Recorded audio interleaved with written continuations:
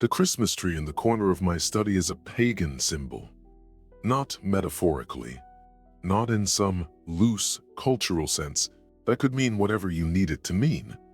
It was a pagan symbol before it was a Christmas symbol, specifically Norse, specifically connected to a winter solstice festival that predated Christianity by centuries.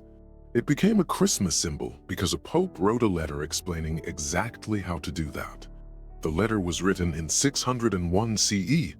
It has been publicly available since 731.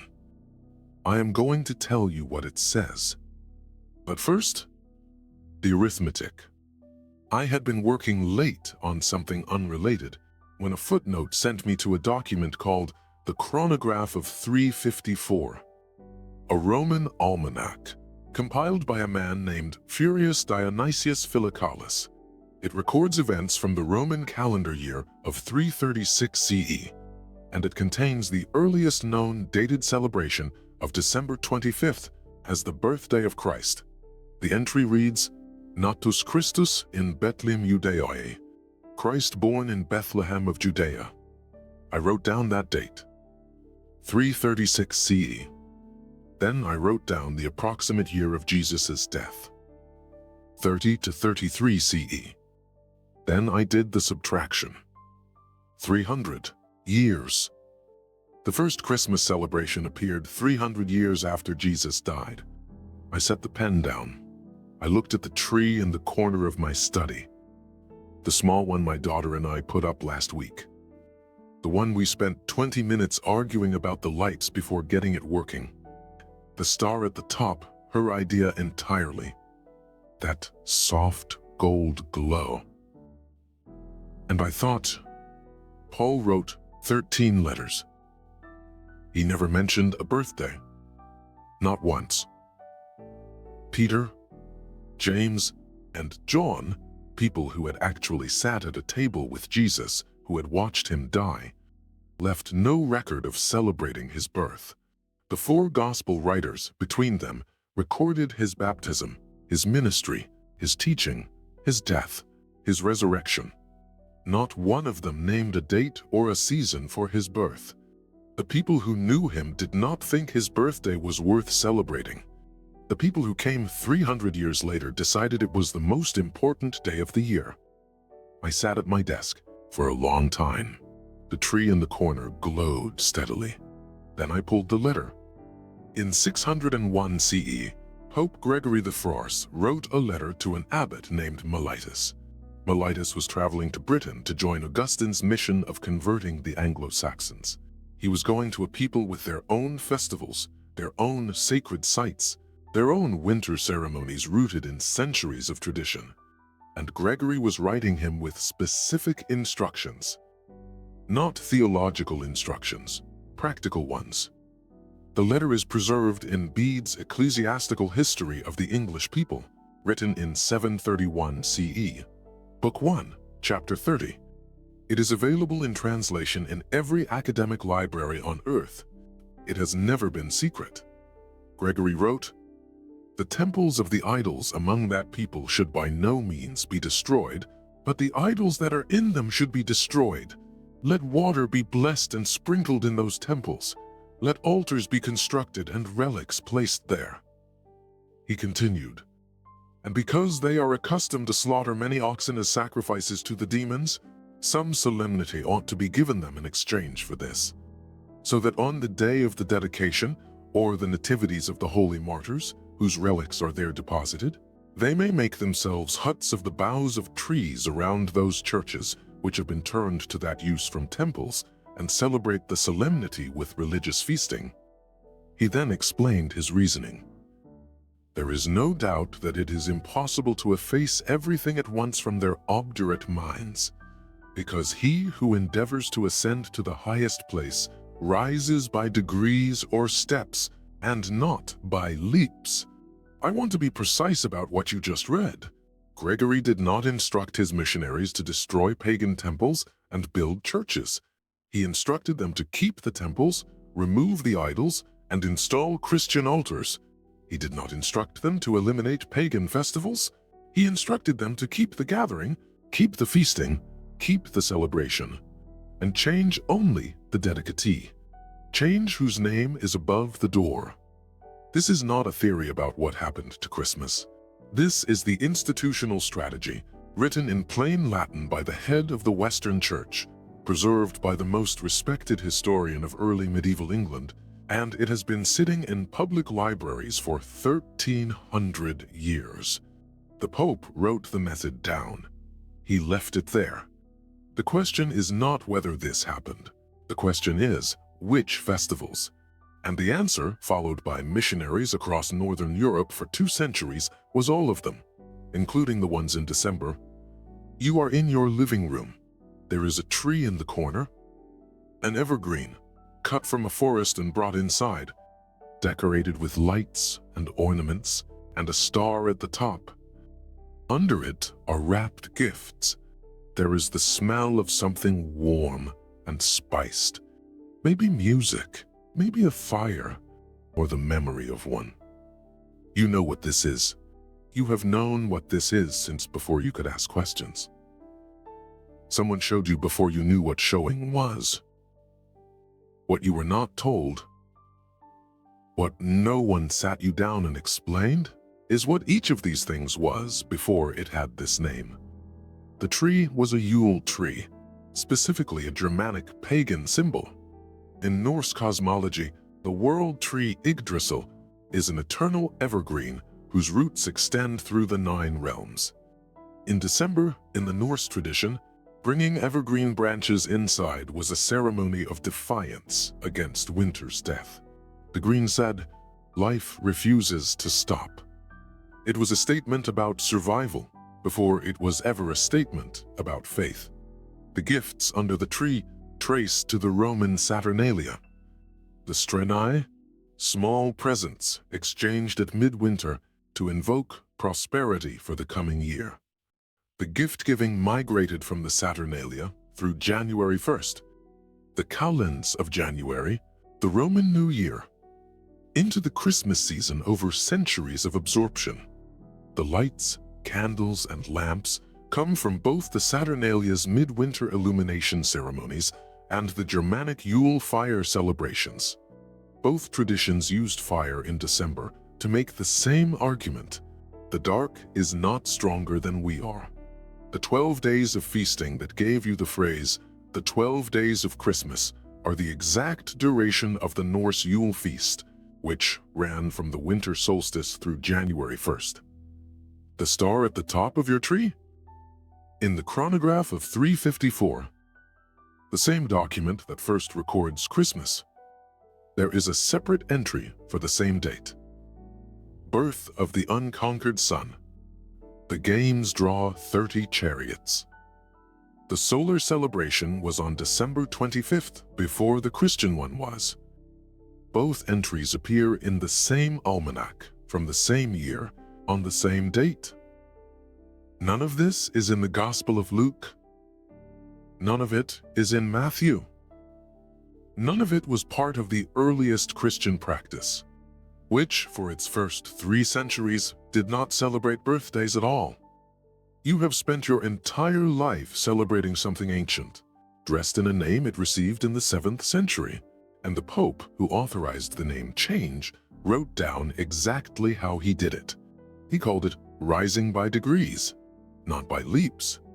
The 300-year gap is the thing I keep returning to. Paul's letters are the earliest documents in the New Testament. Scholars date them to approximately 50 to 60 CE, within a generation of the crucifixion. Paul was writing to communities he had founded, people he knew, people with direct connections to those who had been present. He writes about the Last Supper. He writes about the resurrection. He writes about the death of Jesus in specific, sustained theological detail. Not once does he mention a birthday. The Acts of the Apostles covers the activity of the earliest church in the decades following the crucifixion. No birthday. The Didache, the earliest known manual of Christian practice, probably written between 50 and 120 CE, gives instructions for baptism, for the Eucharist, for fasting, for communal life. No birthday. Not one early Christian community across 300 years in any text that has survived celebrated or even referenced the date of Jesus' birth. And then Origen of Alexandria makes the absence explicit. Origen was writing around 240 CE, 100 years before the first Christmas appears in the Roman almanac. He was not a minor figure. He was the most prolific writer in early Christianity, a man whose work fills volumes that Eusebius, the church historian of the era, described with something close to awe. In a homily on Leviticus, Origen addressed birthday celebrations directly. He wrote that in all of Scripture, no holy person was recorded celebrating the day of their birth. He said that only sinners in the Bible celebrated birthdays: Pharaoh, who executed his baker on his birthday, and Herod, who had John the Baptist killed on his. For Origen, celebrating the birthday of Jesus would have been a theological offense. It would have associated Jesus with Pharaoh and Herod. It would have been precisely what pagans did. Think about that for a second. The early church did not celebrate Christmas because celebrating birthdays was sinful.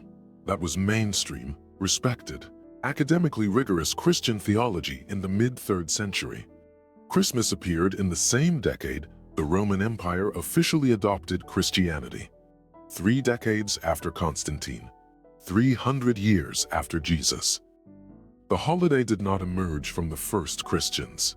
It emerged from the church that had become Rome. The Gospels do not give a date. This is the simplest fact in this entire discussion, and it is almost never stated plainly in a church. Matthew has a birth narrative. Luke has a birth narrative. Neither Matthew nor Luke gives a date, a month, or a season for the birth. The Gospel of Mark begins with Jesus as an adult at the moment of his baptism. The Gospel of John begins before creation itself. Paul, in 13 letters, never references a birth date. No biblical text names December. No biblical text names the 25th day of any month. This is not a contested scholarly claim. This is a reading of the text. But Luke does give one seasonal detail. Luke chapter 2, verse 8. And there were shepherds living out in the fields nearby, keeping watch over their flocks at night. That is a precise agricultural statement. Shepherds in open fields overnight near Bethlehem. The Mishnah, the compilation of Jewish oral law and pastoral practice, describes flocks of Passover lambs kept near Bethlehem in open fields during the warmer months. These were the lambs designated for temple sacrifice, kept in the fields from approximately late February through early autumn, then brought into sheltered enclosures for the cold months. The Judean hills around Bethlehem see temperatures drop below 5 degrees Celsius in December. Frost is not unusual. Shepherds do not keep flocks in open fields overnight in December. That is a spring and summer practice. Bart Ehrman, professor of religious studies at the University of North Carolina, one of the most widely read New Testament scholars working today, has written about this specifically. He notes that Luke's description of shepherds keeping watch in open fields at night is more consistent with spring or early summer than with December. His conclusion, December 25th, is almost certainly not when Jesus was born.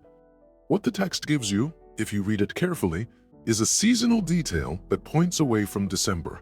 The Bible does not give you a winter birthday. Luke's shepherds argue against a winter birthday.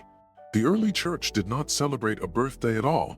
What gave you December was a Roman almanac from 336 CE, a 3rd century theological calculation, and a 7th century letter from a pope who understood exactly what he was building on.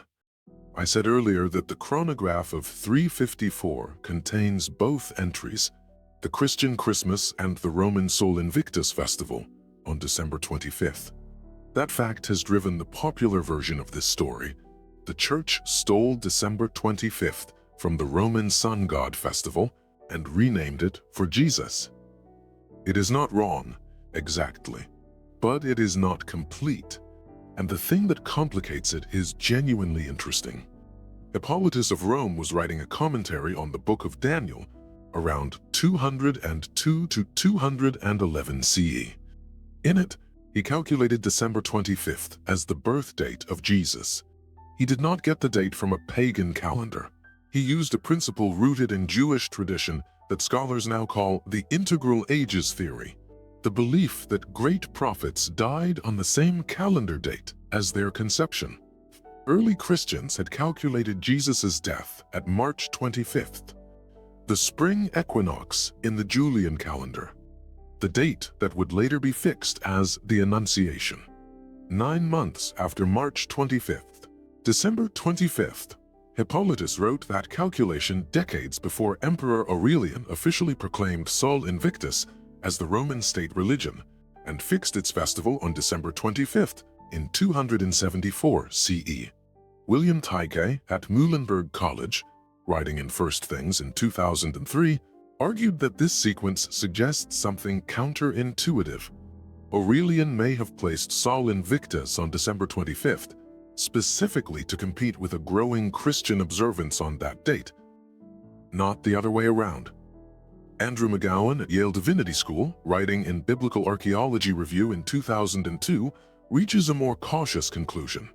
The evidence is genuinely ambiguous, and confident claims in either direction exceed what the sources support. I think that is an honest position. But here is what is not in debate. The Bible says nothing about a date. December 25th was arrived at through calculation, through competition, or through coincidence, but not through revelation, not through a divine announcement, not through any statement in Matthew or Luke or any other text we possess. And whatever the origin of the date, the traditions attached to it, the tree, the gifts, the 12 days of feasting, came from somewhere the calculation cannot account for. For those, you need to go north. Imagine a Germanic village. The year is around 650 CE. Gregory wrote his letter 50 years ago.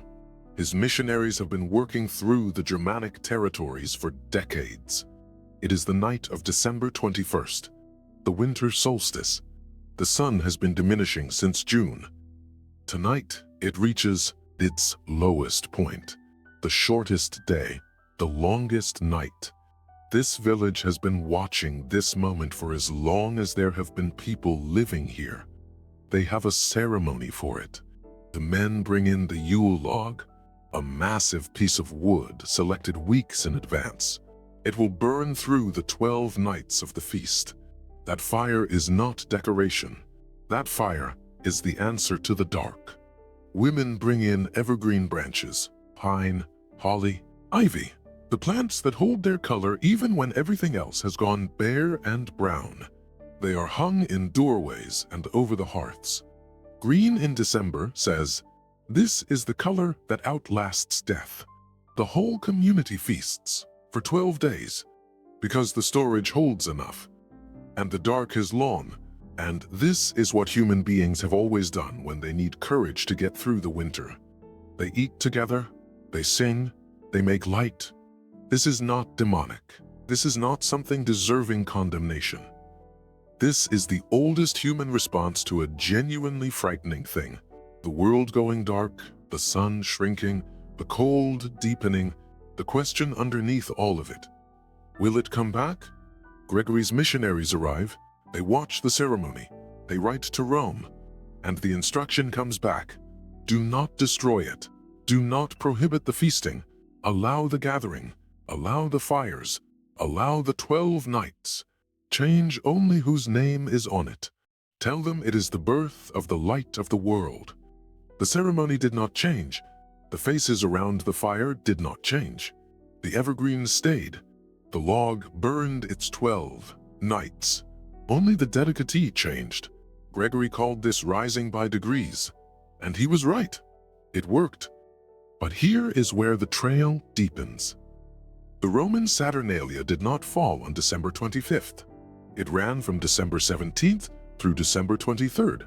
The popular argument that the Church moved Christmas to replace the Saturnalia misses the calendar by 2 days, which is enough to make the simple story inaccurate. But the practices of the Saturnalia are in Christmas, regardless of the exact calendar overlap. The Saturnalia was the largest popular festival of the Roman year, a full week of feasting, gift-giving, candles, evergreen decorations, and the ritual inversion of social hierarchy. Masters served slaves at banquets during Saturnalia, 1 week of symbolic equality in a society built entirely on its opposite. The gifts were called straeni, small clay figurines and wax candles exchanged at midwinter to invoke prosperity for the coming year. The feasting lasted the full 7 days. The traditions migrated. The straeni tradition transferred to the calends of January, the Roman New Year, and was absorbed into the Christmas season as Christianity expanded through the empire. The candles came with it. The evergreen decorations came with it. The feasting came with it. But here is the detail I find most revealing. Tertullian, a Roman Christian writer working around 200 CE, 400 years before Gregory's letter, was already complaining about it. In a work called On Idolatry, chapter 14, he wrote that Christians in his communities were already celebrating the Saturnalia and the January New Year with gifts and banquets. He was not writing about a fringe practice. He was writing as someone addressing a widespread pattern that had entered Christian communities from below, without institutional permission. Gregory's letter to Mellitus was written in 601 CE. Tertullian's complaint was written 400 years earlier. The people absorbed the traditions before the institution endorsed them. Gregory did not invent the absorption, he formalized it. And then he wrote the method down so everyone else could follow it. By the time you reach the medieval period, the Christmas season has absorbed 4 centuries of Saturnalian practice, 7 centuries of Yule tradition, and a papal policy that explicitly described the method for all of it. The cathedral was built on the temple floor. The stones look similar from the outside because many of them are the same stones. The Norse and Germanic Yule gave Christmas more than the tree. The Yule festival ran from December 21st through January 1st, 12 days. The phrase, "the 12 days of Christmas," is the literal duration of the Norse Yule feast. The calendar inherited the shape of the ceremony it replaced. The Christmas tree's lineage is specific. In Norse cosmology, Yggdrasil, the world tree, is an eternal evergreen whose roots extend through the 9 realms and whose branches hold the heavens. Germanic December practice involved decorating living trees and bringing evergreen branches inside as symbols of life persisting through the death of winter. The German Tannenbaum tradition carried this into early modern European Christmas. Truntimir, Albert of Saxe-Coburg, and Gotha, Queen Victoria's husband and a German by birth, is credited with popularizing the decorated indoor Christmas tree in Victorian England. The tradition he popularized was over 1,000 years old. And then there is Santa Claus. I want to be careful here because the popular account simplifies in ways that lose what is most interesting. Saint Nicholas of Myra was a real 4th century bishop from what is now Turkey. He was known for acts of generosity, particularly toward children and the poor. He became the patron saint of children across European Christian tradition. His Dutch avatar, Sinterklaas from Sint Nicolaas, traveled to the Americas with Dutch settlers and became Santa Claus by phonetic anglicization. That is the Christian lineage of the name. But the image, the old man with a white beard traveling through the winter sky with animals, dispensing gifts during the dark of the December night, leaving things behind for those who have been worthy. That image does not come from a bishop in 4th century Turkey. In Norse mythology, the Yule period was when Odin led the wild hunt, a procession across the winter sky on his 8-legged horse Sleipnir, accompanied by his ravens Hugin and Munin. During the wild hunt, Odin moved through the darkness, dispensing gifts to the worthy and judgment to others. Germanic children left their boots by the fire, filled with hay and carrots for Sleipnir's horses. If Odin was pleased, gifts would appear in the morning. Sinterklaas absorbed the Odin imagery. Santa Claus is Sinterklaas, is Odin running his December procession through the dark. The man who travels through the winter sky with animals to leave gifts for children who behaved themselves is the Norse god of wisdom. His name was changed. His ceremony was not. Gregory described this exact mechanism in 601 CE. Allow the ceremony. Change the name above the door.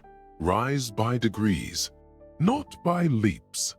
The most universally beloved figure of the Christmas season, the one every child waits for, the one who fills the stockings in the night, is the clearest surviving demonstration of the strategy working exactly as designed. The ceremony survived 14 centuries intact. Only the name changed. J.J. Benitez has spent over 40 years investigating what the historical Jesus was actually teaching, and what was added to that teaching by the institution built in his name. In Caballo de Troia, his investigator consistently places the birth in spring. The details he assembles are incompatible with December in Judea. The pastoral context, the outdoor nocturnal activity, the absence of any winter-specific element in the nativity accounts he draws from. The Jesus he documents was born in a season consistent with Luke's shepherds, not in December. But the argument Benitez makes goes deeper than the date.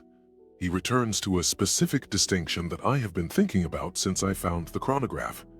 At the Last Supper, in every gospel account that records it, Jesus gave one explicit instruction about being remembered. He took bread and wine. He said, "Do this in remembrance of me," not on a specific calendar date, not in a particular month, not with evergreens or gifts or 12 days of feasting. This act, this gesture, this shared meal among people who loved each other. He said nothing about celebrating his birthday.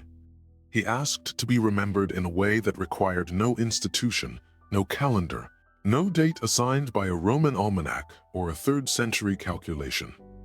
The holiday that became the center of Western civilization's annual calendar is not what he asked for. It is not on a date he specified.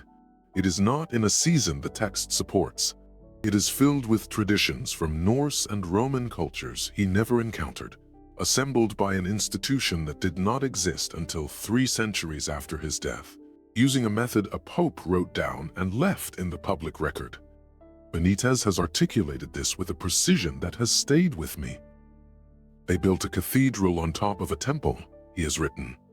They are not the same building, even if the stones look similar from the outside. I do not think Gregory was cynical. I do not think the monks who lit Yule logs and called them Christmas fires were deliberately deceiving anyone.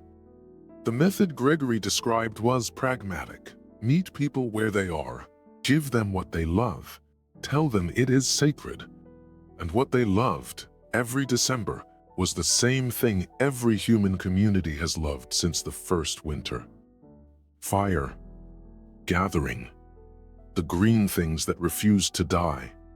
The gesture of giving something to someone you care about. That is not fraudulent. None of it needs to be abandoned. But the birthday of Jesus, the date, the manger in December, the 3 kings who are never called kings and never numbered 3 in any biblical text, the theological apparatus assembled on a Roman almanac entry, was placed on top of what was already there, by people who understood exactly what they were doing, and who left a written record of their understanding.